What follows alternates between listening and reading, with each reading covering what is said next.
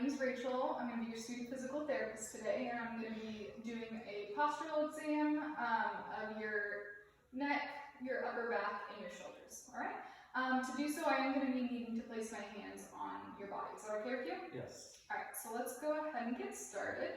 So first, I'm going to check from the front. We're going to check to see the level of his head. If I drew a line through his ears, they seem to be level, so it's not tilted to one side or the other.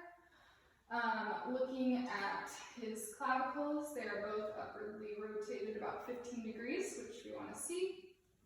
The sternum is also upwardly angled, which also we want to see. If I drew a line through the nipples, they're level. And again, here at the infrasternal angle is about 90 degrees, which is also what we look for.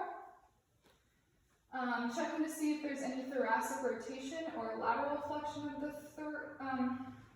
ribcage. It looks to be normal. You can see between the equal distance between the arm and the side. Let's see, I think that covers the front. So now I'm going to kind of turn to this side.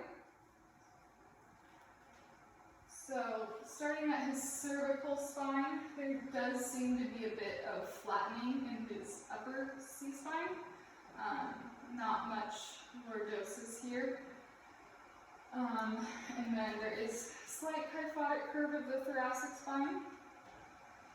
Drawing a line through the ear to the acromion. The shoulders are slightly forward, and so is the acromion. And then, just a little bit, I did forget to mention that his cubital fossa is also medially rotated as well. Normally you would like to see that forward. Okay, and back to the side. And then his chin angle is also about 90 degrees. And if I come and find the acromion in the head of the humerus, that's also less than a third forward. And then now I'm going to have you come to the back. And we'll assess the scapulas. So first I'm going to find the superior angle of the scapula. Here's C7, come down to T2. Those seem to be in line. Come down to about T7.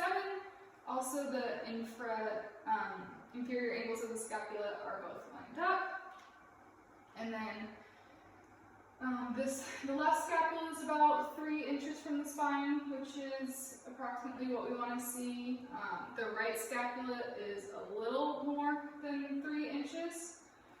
Also, if you see the medial border here, and if I place my hand, his scapula is slightly anterior tilted.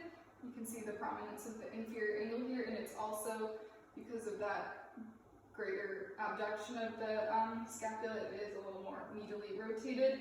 As you can see between the difference of the hands here, the right side is a little more forward and rotated in. And then lastly, if we check the olecranon, normally we like to see it posterior. Here it is a little more lateral, and that is the end of